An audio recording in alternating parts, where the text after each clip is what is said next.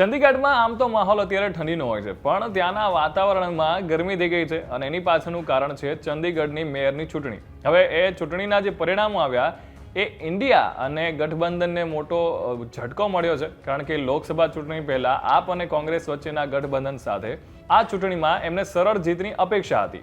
હવે ચૂંટણીમાં બીજેપીના જે મનોજ સોનકર છે એમને 16 મત મેળવ્યા, જ્યારે કોંગ્રેસ અને આપના સંયુક્ત રીતે મૂકેલા ઉમેદવાર કુલદીપ કુમારને 12 મત મળ્યા હતા અને 8 મત અયોગ્ય રીતે રદ કરવામાં આવ્યા ચૂંટણીના અધિકારી દ્વારા.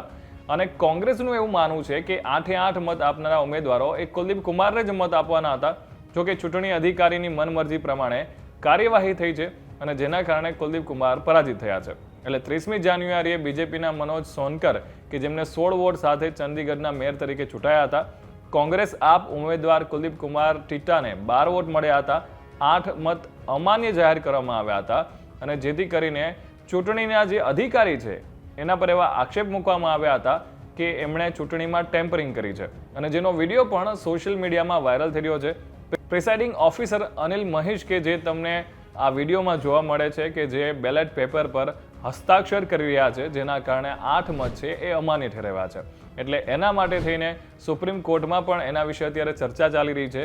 સુપ્રીમ કોર્ટના જજે પણ આ બાબતે વાત કરી છે. એટલે હવે જોવાનું એ રહેશે કે શું ચંદીગઢની મેયરની ચૂંટણી ફરીથી થાય છે કે પછી જેટલા પણ આરોપીઓ છે એમની સાથે શું કાર્યવાહી થાય છે એ જોવાનું રહેશે.